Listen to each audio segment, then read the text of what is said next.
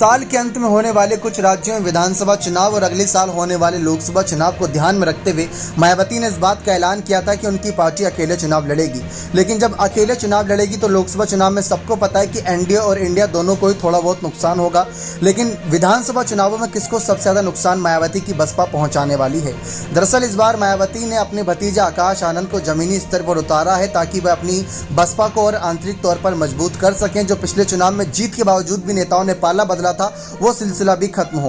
बात 3 राज्यों की करते हैं, मध्य प्रदेश, छत्तीसगढ़ और राजस्थान की, कि यहाँ पर मायावती की बसपा किसको सबसे ज़्यादा नुकसान पहुँचाएगी, भाजपा को या कांग्रेस को। मायावती के एक बयान से शुरुआत करते। दरअसल आमतौर पर मध्य प्रदेश की राजनीति जैसा कि आप जानते हैं, राजस्थान की राजनीति भी आप जानते हैं, कांग्रेस और भाजपा के बीच सीधी सीधी टक्कर होती है। लेकिन मायावती ने पहले कहा था कि बीएसपी इन तीनों राज्यों में बीजेपी व कांग्रेस सरकारों के खिलाफ जनहित व जन कल्याण के खास मुद्दों को लेकर अकेले अपने बूथे पर चुनाव का, विधानसभा का ये चुनाव लड़ रही है। एक तरफ राजस्थान में कांग्रेस है, दूसरी तरफ मध्य प्रदेश में भारतीय जनता पार्टी, छत्तीसगढ़ की तरफ जाते हैं तो वहाँ कांग्रेस आपको मिलती है। तो यानी कांग्रेस के खिलाफ एक तरीके से सारी रणनीतियां हैं। अब बात करें तीनों राज्यों की तो मध्य प्रदेश साल 1993 और 1998 में मध्य प्रदेश में 11 विधानसभा सीटों पर पकड़ रखने वाली मायावती की मौजूदा दौर में सिर्फ 2 ही सीटें बची हैं, जो बहुत कम आई थी, क्योंकि 2018 में जब कांग्रेस बहुमत नहीं हासिल कर पाई थी तो बसपा का ही समर्थन लिया था।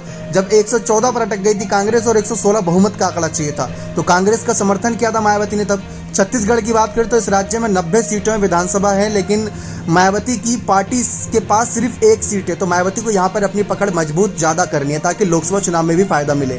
राजस्थान की ओर गौर करें तो साल 1990 से ही किस्मत आजमा रही बसपा 2018 के विधानसभा चुनाव में 6 सीटें जीती थी, लेकिन मुख्यमंत्री गहलोत ने उन विधायकों को कांग्रेस में विलय करवा दिया, जिसके बाद से फिलहाल इस राज्य में बसपा के पास एक भी सीट नहीं बची है। इसी को ध्यान में रखते हुए मायावती का सारा गुस्सा इस समय कांग्रेस के खिलाफ है।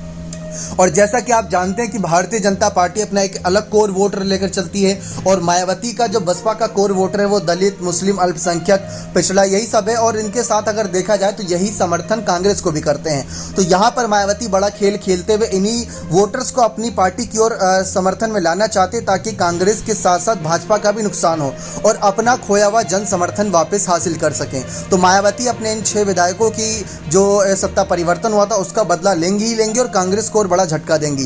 गठबंधन के भी आसार बन सकते हैं। मायावती ने साफ कहा था कि पावर बैलेंस के लिए गठबंधन भी हो सकता है। तो ये बात साफ है कि अगर कांग्रेस इस नौबत तक पहुंचती है कि बहुत क्लोज बहुमत का आंकड़ा रहेगा और उसमें अगर मायावती का साथ मिल जाने से कांग्रेस की सरकार बनेगी, बात बनेगी, तो कांग्रेस के साथ जाया जाएगा। इसी वजह से अगर मायावती के हर एक बयान में गौर किया जाए तो वो कांग्रेस के साथ साथ भाजपा को भी अपने निशाने पर ले रही है ताकि मायावती पर यह निशाना ना साधा जाए कि वो बीजेपी का समर्थन कर रही है या कांग्रेस का विरोध कर रही है। इसको लेकर मायावती बहुत आश्वस्त होती नजर आ रही हैं और गठबंधन के रास्ते अभी भी उन्होंने खोल रखे हैं। बने रहे चैनल के साथ। बहुत बहुत धन्यवाद।